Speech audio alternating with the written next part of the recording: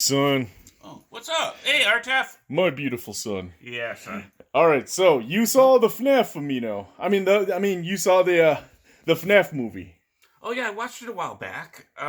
It's been like a month and a half. I don't remember vividly. What do you want to know? Well, I want to know what you thought of the movie. How did Okay. it go? Ooh, okay, first there'll be some spoiler alerts here. So if you haven't seen the movie and don't want it to be ruined for you, how could it not be ruined? It's already ruined. But then again, okay. But if you don't want to know what's going to happen, then this is not the video for you. So okay, it starts out. The main character had some issues when he was young with his brother being kidnapped, and it followed him throughout life. He's a single dad. He has custody of his daughter. Of course, now the daughter's having social issues and other troubles at school. The guy can't hold a job. Like, he's Paul Blart Mall Cop at this point, and he beats up one of the people at the mall because he thinks he might because he thinks he saw a child being abducted, so he had flashbacks to seeing his brother abducted, beats the piss out of this guy, so of course he loses his job, can't find a job, has to keep a job because the court tells him he has to be able to support his daughter or they'll take custody away, blah blah blah. So he ends up working through some weird freaky work agency, ends up with the job at the Five Nights at Freddy place, Freddy Fazbear's. So now it gets really weirder because mom wants custody of the daughter back. I think it's mom or grandma wants the custody. Someone wants the custody of the daughter and is working with the babysitter and the babysitter's friends and roommates. So keep that in mind. So the guy goes, and you know how things go at Freddy Fazbear's, fast and loose. He has some weird shit going on there, and yada yada.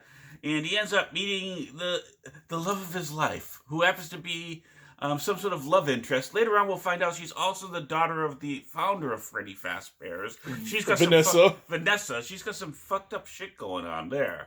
But anyway, so we meet Vanessa, who ends up being a psychopath, or maybe that's a strong word. Just has her own issues at the end.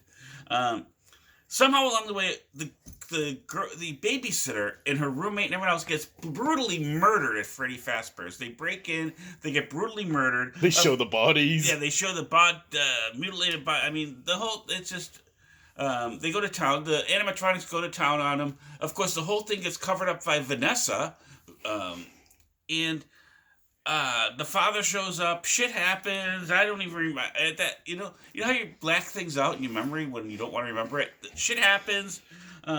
So we have at least a body count of 3, not including the other kids and the brother. All this body count. In the end, police don't have to arrest anyone. Everyone goes free. The boy gets the girl. Father goes into some animatronic hell or whatever. I don't know. So the leaving an opening for part 2. The girl is suddenly doing great at school and has friends, and instead of painting dark, depressing, cloudy shit, she's doing rainbows and sunshine and all of that. Life is good. No one's arrested. No one goes to jail. No one accounts for the 3 missing bodies of the babysitter and her. And life is happy and life is good. Boy gets girl. It doesn't make any sense. It was all what in the end? Bullshit. It was all peace and love. Yeah, it was all kumbaya, peace and tranquility. All's happy. Together we are Five Nights at Freddy's. Yeah, there were good bits in the movie. It's not that there weren't individual sections that were like kind of a little bit intense or but the whole thing is a plot. I mean, they tried to do too much, I think. Shout out to Matt Pat. He has a cameo in it. Not that Matt Pat watches this channel. That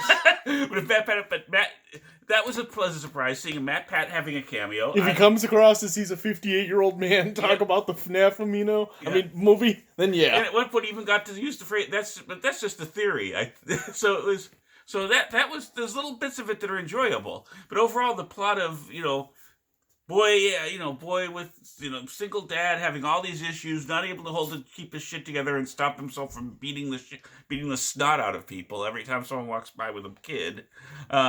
To boy meets girl, and girl happens to have her own crazy background. I mean, not that people have a crazy, but she was just like, it didn't make sense when she was a law officer, but then also busy hiding all this shit up and covering up shit.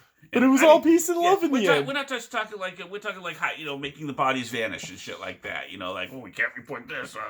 Those code violations. They'll shut this place down. Shit like that. But it's all peace and love in the end. Yeah. It just doesn't make sense how it all comes together like that. And it's not like you're a diehard Five Nights at Freddy's fan. I'm not. Someone has to go to jail for that shit. No one went to jail. I mean, they still have bodies piled in the back room, and everyone's like, "Kumbaya, let's go!" I met the love of my life. Together we are Five Nights at Freddy's. Yeah, together, yeah. It just doesn't. From a plot, it just doesn't stand together from a logic standpoint. If you try to apply logic, but I guess it's a movie. We suspend reality. I'd watch part 2 if there was a part 2, but only if it was I could stream it. They're already in the midst of making one. Oh, I figured they were. They sort of left the opening there. I figured that was going to happen. Yeah. So this was Mr. Joe. Yeah, but the animatronics were okay. They were okay. They were kind of scary at times, but then they weren't. And the girl makes friends with them. I'm sorry, I'm still babbling. It's just this piece like I don't know. Kumbaya. Kumbaya. Yep. Wow. This is Mr. Joe, everyone. Extreme close-up time? Yep. Merry Christmas, everyone. Bye-bye.